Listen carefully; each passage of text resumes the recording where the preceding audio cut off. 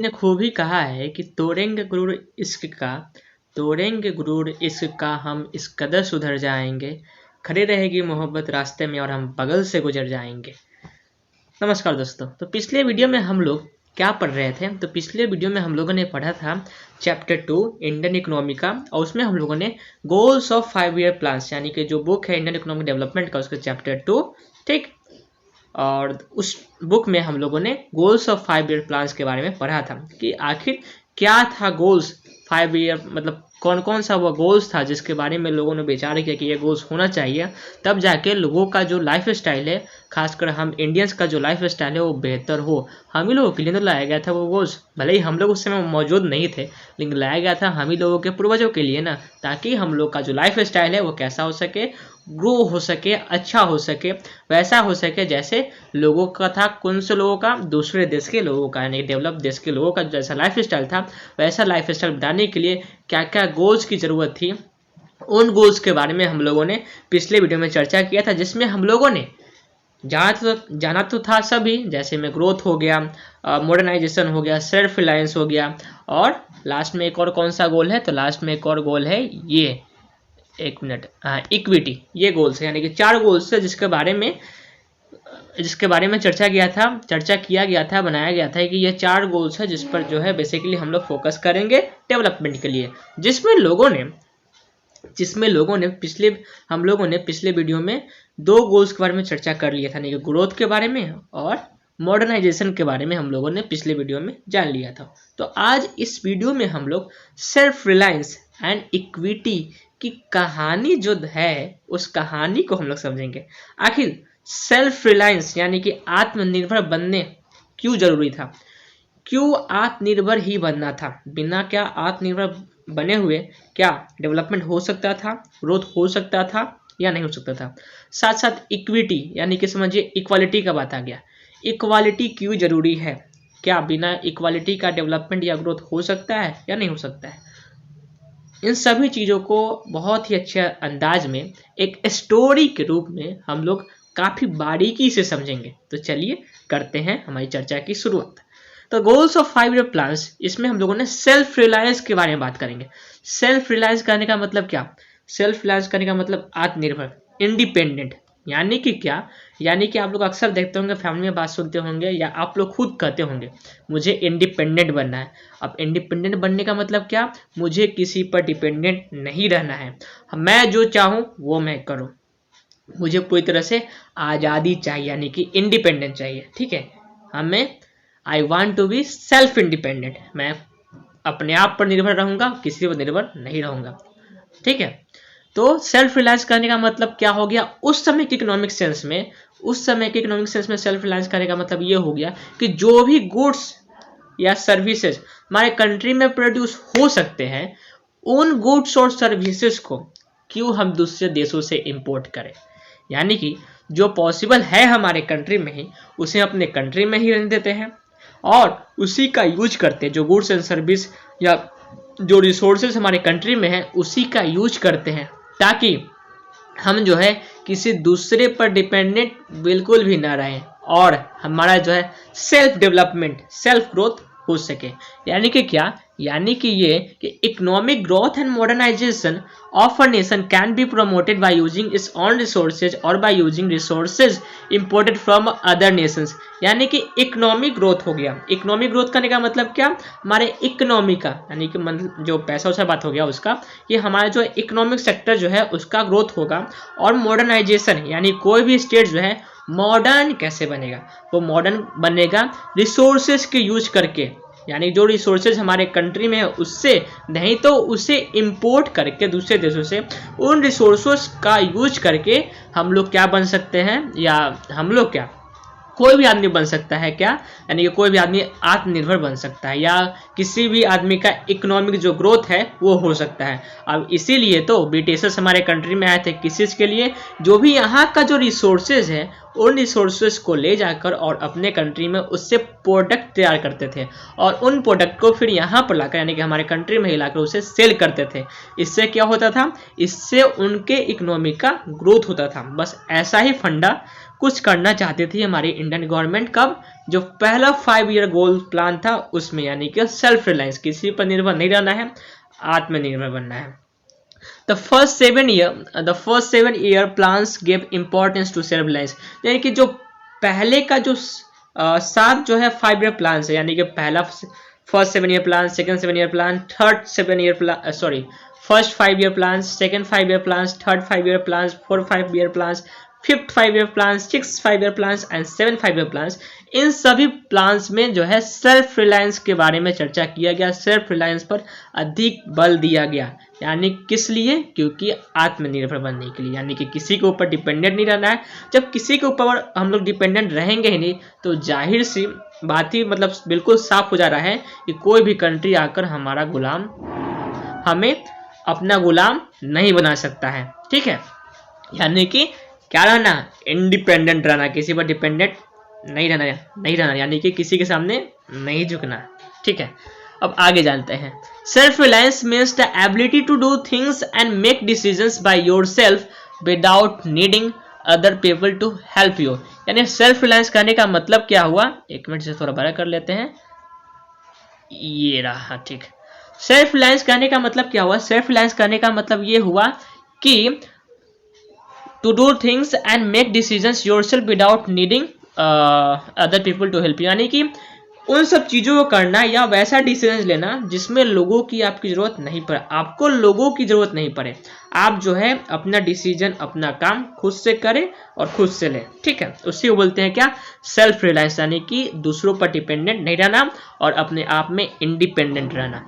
India's strategy was to avoid the import of those goods which could be produced in India itself, यानी कि यहीं पर बात वो बताया गया है कि इंडिया का स्ट्रैटेजी क्या था, क्यों जो है ये सेल्फ रिलायंस के बारे में बात किया गया था। इसलिए बात किया गया था कि जो इंपोर्ट कर रहे हैं गुड्स को और सर्विसेज को, जो भी इंपोर्ट कर रहे हैं दूसरे देशों से, उसे इंपोर्ट ना कर और हमारे कंट्री में ही उसे प्रोड्यूस किया जाए ताकि कंट्री का ग्रोथ हो, किसी के ऊपर हम लोग डिपेंडेंट ना रहें इस फील्ड में। It was necessary for reducing our dependence on foreign countries specially for food. वही बात यहाँ पर बताया जा रहा है कि जो भी गुड्स जो है उसका जो प्रोडक्शन जो है हम लोग अपने कंट्री में करें ताकि जो है हम लोग डिपेंडेंट नहीं रहें किसी दूसरे कंट्री पर, स्पेशली किसी के लिए, फूड के लिए या जो भी क्लॉथिंग मटेरियल है उसके लिए भी। Dependence on imported goods, supplies, foreign technology and foreign capital may make Indian sovereignty vulnerable to foreign interference in our policies। यानी कि यही कारण ही था, मतलब कारण यही था कि ब्रिटिशर्स ने हमारे ऊपर कैसे आकर राज करना शुरू कर दिया। राज ऐसे ही करना शुरू कर दिया कि हम लोग उस समय क्या बना, हम लोगों को डिपेंडेंट बना दिया था। किस पर? अपने आप पर, ब्रिटिशर्स। यानी कि ब्रिटिशर्स हमारे कंट्री में आए, यहाँ पर कुछ पॉलिसीज लाया, मतलब पहले पॉलिटिकल पावर गेन किया, ठीक है, और ट्रेड करने का पहले पावर गेन किया, फिर पॉलिटिकल पावर गेन किया, फिर पॉलिसीज बनाया और इंडिया को डिपेंडेंट बना दिया। ठीक, अब डिपेंडेंट होने के कारण ही हम लोगों को बहुत सारी, यानी कि ब्रिटिशर्स जो है हमारे कंट्री पर रूल किए थे बहुत सालों तक। किस लिए? डिपेंडेंट थे हम लोग, उसलिए। अब फिर से हम लोग अगर उन्हीं पर डिपेंडेंट रहेंगे और उनका जो इंटरफेरेंस हमारे पॉलिसीज पर आएगा या हमारे इकोनॉमिक सेक्टर पर आएगा तो जाहिर सी बात है, हो सकता है फ्यूचर में हमारा जो सॉवरेनिटी यानी कि संप्रभुता है उस पर खतरा हो, और उस पर खतरा होगा ही क्योंकि फिर से आकर वो हम लोग को अपना गुलाम बना लेंगे। तो इसी से बचने के लिए बेसिकली यहाँ के लोगों ने क्या सोचा था? इसी से बचने के लिए यहाँ के लोगों ने सोचा कि नहीं, हमें क्या रहना है? आत्मनिर्भर बनना है, यानी कि खुद पर डिपेंडेंट रहेंगे, किसी दूसरे पर डिपेंडेंट बिल्कुल भी नहीं रहेंगे। अब बात करते हैं इक्विटी के बारे में। ठीक है, चलिए, हम लोग अभी 3 चीज समझ चुके हैं, 2 चीज पिछले वीडियो में और 1 चीज अभी। अब चौथा चीज क्या है, यानी चौथा गोल कौन सा है?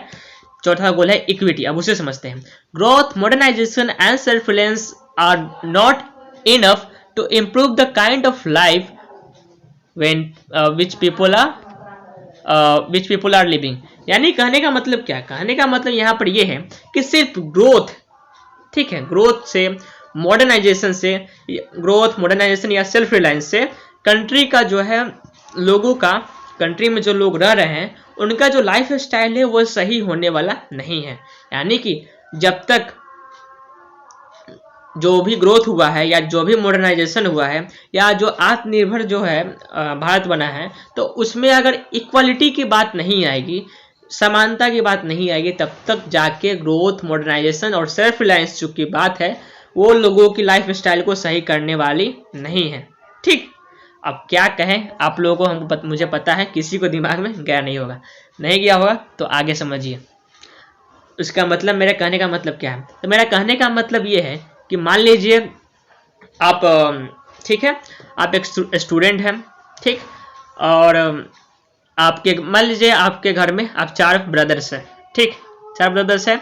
अब सभी को मॉडर्न टेक्नोलॉजी दे दिया गया, फिर ग्रोथ हो गया, या ग्रोथ करने का मतलब क्या, जो बुक्स कॉपी चाहिए था वो मिल गया, ठीक है, बुक्स कॉपी भी मिल गया, मोबाइल भी मिल गया पढ़ने के लिए, ठीक।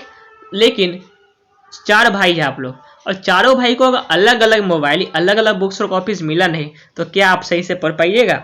बिल्कुल भी नहीं पढ़ पाइएगा, क्योंकि क्या चाहिए उसमें इक्वालिटी चाहिए, यानी कि हम चारों भाइयों को चाहिए क्या, बुक्स और कॉपीज, साथ ही साथ चारों भाइयों को अलग अलग मोबाइल फ़ोन चाहिए, तभी तो आप लोग आराम से ऑनलाइन पढ़ सकते हैं।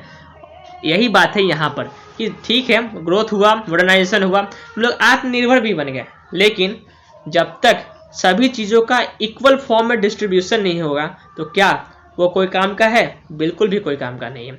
अ कंट्री कैन हैव, वही बात यहाँ पर ये बताया जा रहा है कि country can have high growth, the most modern technology and high poverty rate, यानी कि एक ऐसा कंट्री भी हो सकता है जहां पर उस कंट्री में ग्रोथ भी है बहुत ही ज़्यादा, ह्यूज अमाउंट में, साथ साथ मॉडर्न टेक्नोलॉजी जो है वो भी बहुत भरपूर है, और साथ साथ हाई पॉवर्टी रेट भी है, यानी कि यहाँ पर गरीबों की संख्या भी ज़्यादा है, यानी कि here equity plays a vital role. अगर इक्वालिटी मतलब जो भी जो है ग्रोथ रेट है, चाहे मॉडर्न टेक्नोलॉजी है, उन सभी का अगर इक्वल अमाउंट में डिस्ट्रीब्यूशन होता है तो जाहिर सी बात है पॉवर्टी रेट जो है वो कम आएगा। जब पॉवर्टी रेट कम आएगा तो यहाँ पर देश का लोगों का जो लाइफ स्टाइल है वो इम्प्रूव होगा, ठीक।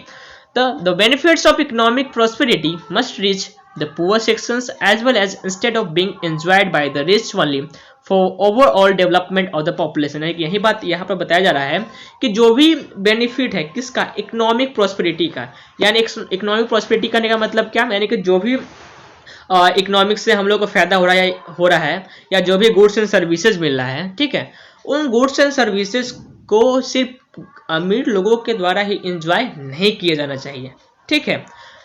उन गुड्स एंड सर्विसेज को जो भी पुअर पीपल हैं उन्हें भी मिलना चाहिए, ताकि सभी लोगों का ओवरऑल डेवलपमेंट हो सके, यानी पूरे पॉपुलेशन का डेवलपमेंट हो सके, पूरे लोगों का लाइफ स्टाइल बदल सके, लोगों का जो जीवन जीने का शैली है वो इम्प्रूव हो सके। कैसे? जो भी बेनिफिट्स हो रहा है इकोनॉमिक प्रॉस्पेरिटी से उसे डिस्ट्रीब्यूट करके इक्वल अमाउंट में, ताकि लोगों की जो है बात, लोगों की जो डेवलपमेंट है, लोगों का रहन सहन है वो सब इम्प्रूव हो सके।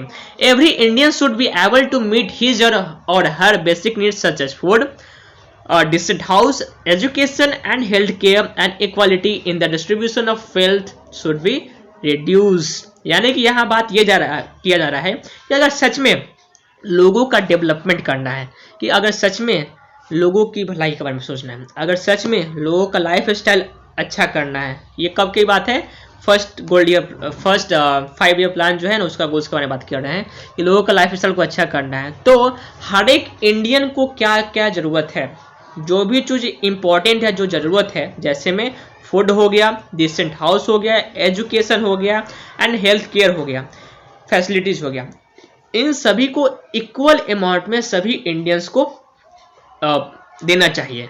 अगर इन सभी चीज़ों का इक्वल अमाउंट सभी इंडियंस को या सभी लोगों को उसमें मिलेगा या मिला होगा तो जाहिर सी बात है लोगों का लाइफ स्टाइल जो है कैसा होगा, इम्प्रूव हुआ होगा। लेकिन क्या ऐसा हुआ था उस समय? मुझे नहीं लगता कि हुआ था। अगर सच में हुआ होता तो जाहिर सी बात है अभी इंडिया हमारा कहाँ से कहाँ रहता। लेकिन सिर्फ कहने की बात है, लेकिन जब करने की बात आती है तो जाहिर सी बात है कुछ नहीं होता है। वही ना हो गया कि पल पल तड़पे जिस पल के लिए वो पल भी आया कुछ पल के लिए, पल पल तड़पे जिस पल के लिए वो पल भी आया कुछ पल के लिए, सोचा उस पल को रख लूँ मैं हर पल के लिए, पर वो पल भी ठहरा कुछ पल के लिए। यानी कि सभी को, मतलब जब ऐसा बात किया गया था तो सभी को लगा क्या कि अब जाकर हम इंडियंस का जो लाइफ स्टाइल जो है बहुत ही इम्प्रूव होने जा रहा है। यानी कि गवर्नमेंट जो है काम कर रही है, सरकार जो है पॉलिसीज बना रही है, गोल्स बना रही है, तो सभी को लगा क्या कि सच में हमारा लाइफ स्टाइल जो है अच्छा होने जा रहा है। लेकिन जब रियलिटी में उसे इम्प्लीमेंट करने का बात आया तो जाहिर सी बात है लोगों का कुछ नहीं हुआ। ठीक है, लोगों का जो लाइफ स्टाइल है वो भी इम्प्रूव नहीं हुआ।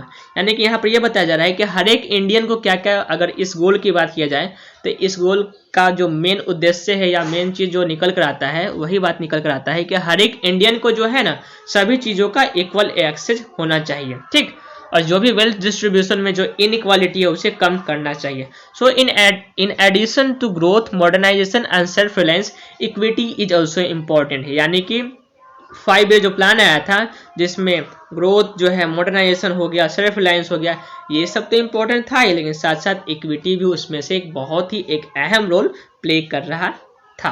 तो चलिए, थैंक यू।